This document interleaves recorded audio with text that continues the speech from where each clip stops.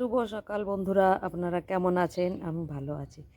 তো আজকে দেখুন আমাদের বাড়িতে প্রথমবার এই গন্ধরাজ ফুলটা ফুটেছে। গাছটা এনেছি আমি 2 বছর আগে, আর এই হচ্ছে প্রথম ফুল ফুটলো। তো এই ফুলটা আমি আগে তুলি, এটা ভগবানকে দেব। তো দেখুন প্রথম ফুল 2 বছর পরে ফুটলো গাছটাতে। আর এই যে গাছ, আর এই যে তার সাথে গোলাপ আছে ছোট ছোট।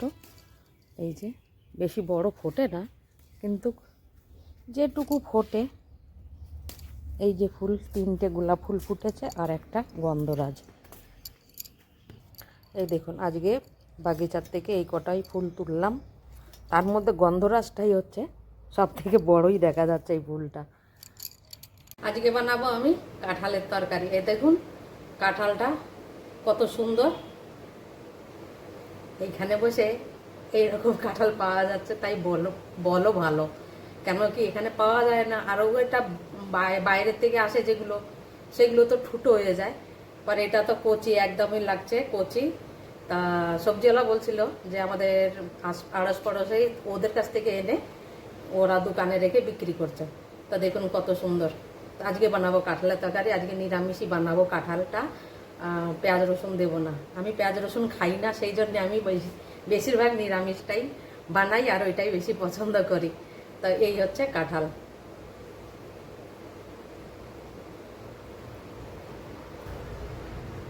আর আনা হয়েছে ঝিঙে, দেখুন পলিথিনটা ফেড়ে দিলাম।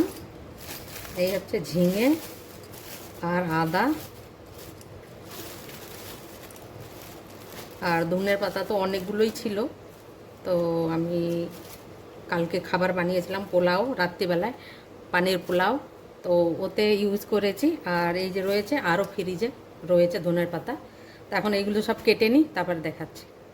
দেখুন দুধ দিয়ে বানিয়েছি কাঁঠালের তরকারি, তো ওই জন্য কাঁঠালের তরকারিটা এরকম হয়েছে। ওটা নিরামিষ, দুধ দিয়ে বানানো, দারুণ টেস্ট লাগে খেতে। এখন বাজে 6টা 15। দেখুন 6টা 15 কতটা দিন দেখা যাচ্ছে। তো এখন আমি এসেছি গাছে জল দেওয়ার জন্য। এই দেখুন আমার কচু গাছ লাগিয়েছিলাম এই ক্যারেটের মধ্যে। তো এই কচু গাছগুলো বেশ ভালোই হচ্ছে। কচু গাছগুলো জল দিই, যায় আর কদিন পরে বড় হয়ে গেলে এবারে বেশ খাওয়ার মতো হয়ে যাবে। আর এই যে ফুল গাছ ছোটো মোটো, আমি একটু গাছপ্রেমী বললেই চলে। তো ওই জন্য আমি এই গাছগুলোতে আমি জল দিচ্ছি, কেন কি এগুলো মরে যাবে। এখানে না রোজ নাই জল দিতে হয় গাছে। আর এই একটা দেখা যাচ্ছে না, কালকে ফুটবে এই জবা ফুলটা। এত গরম পড়েছে, সামান্য বৃষ্টি হচ্ছে, কিন্তু তবুও ফুলের কমই রয়েছে আমার বাড়িতে। ফুল পাই না পুজো করার সময়। কমসে কম একটা জবা ফুল যদি ফোটে সেই আশায় বসে থাকি, কিন্তু একটাও জবা ফুল পাওয়া যায় না। কী করব কিছু বুঝেও পারি না।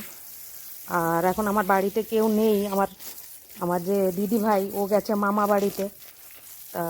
আর এটা হচ্ছে দেখুন, এটা হচ্ছে আজওয়ান গাছের গন্ধ। আসলে আজওয়ান গাছ না, কিন্তু এর গন্ধটা আজওয়ানের মতো, মানে জোয়ান বলে বাংলায়। সেই জোয়ানের গাছ, জোয়ানের পাতার মতোই গন্ধ বেরোয় এতে। এর পাতাগুলো খেলেও খাওয়া যায়, আমি শুনেছিলাম কারুর কাছে। খেলেও খাওয়া যায়, যদি কেউ খায় পকোড়া বানিয়ে এটা নিয়ে, তো এটা খাওয়া যায়। তো এই হচ্ছে মিষ্টি নিমের গাছ। এটা একটু ছোটো, আমি ভাবছি কি রান্নাঘরের পাশে লাগাবো।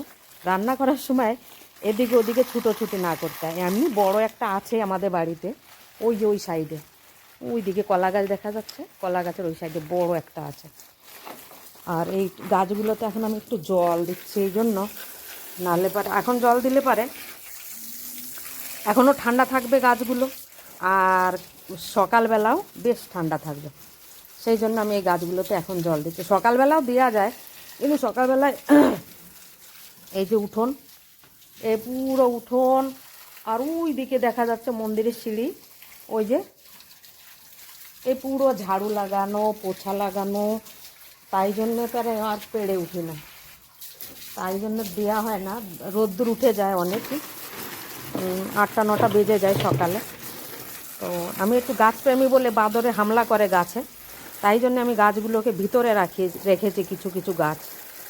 আর কিছু কিছু বীজও কিনে এনেছি। আপনাদের নতুন একটা জিনিস দেখাচ্ছি। এই দেখুন, এটা হাড় ভাঙা লতা, যে হাড় ভেঙে গেলে পারে না, এই লতাগুলো বেটে লাগিয়ে দিলে হাড় জুড়ে যায়। দেখেছি আমি ছাগলের পাটা ভেঙে গেলে ছোটোবেলায় আমার ঠাকুমা, কাকিমা, জেঠিমা ওরা এই লতাটা বেটে সুতির কাপড় দিয়ে ওই পায়ে বেঁধে দিত। তো কদিন পরে বেশ আরাম পেয়ে যেত, ওরা হাঁটা চলা শুরু করে দিত। তাই জন্য বলছি হাড় ভাঙা লতা কাজ করে, কাজ করে না তা না, কাজ করে। আর এই যে এইগুলোতে এক একটা স্টিক দিতে হবে, এই যে রজনীগন্ধার, তো একটা একটা স্টিক দিলে পারে তারপরে সেই দাঁড়াবে। আর ওই যে ফুটবল লিলি ধীরে ধীরে বড় হচ্ছে, দারুণ লাগে দেখতে, খুবই দারুণ।